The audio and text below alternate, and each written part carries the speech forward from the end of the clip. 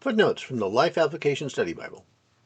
Although the Romans ruled Palestine, they gave the Jewish religious leaders authority over minor civil and religious disputes and other affairs. The religious leaders supervised their own temple guards and gave the officers power to arrest anyone causing a disturbance or breaking any of their ceremonial laws.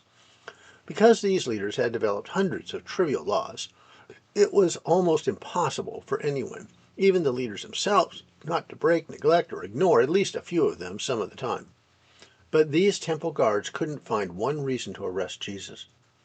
As they listened to Jesus to try to find evidence, they couldn't help hearing the wonderful words he said. The Jewish leaders saw themselves as an elite group who alone had the truth, and they resisted the truth about Jesus because it wasn't theirs. It is easy to think that we have the truth and that those who disagree with us do not have any truth at all. But God makes His truth available to everyone. Don't copy the Pharisees' self-centered and narrow attitude.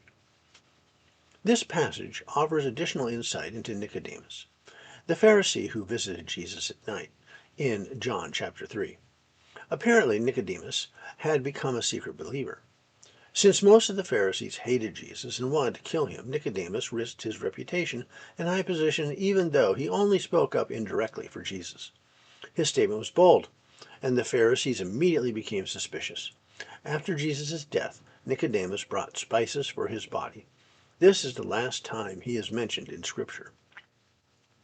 Nicodemus confronted the Pharisees with their failure to keep their own laws. The Pharisees were losing ground.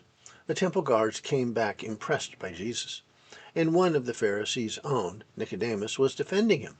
With their hypocritical motives being exposed and their prestige slowly eroding, they began to move to protect themselves. Pride would interfere with their ability to reason, and soon they would become obsessed with getting rid of Jesus just to save face. What was good and right no longer mattered.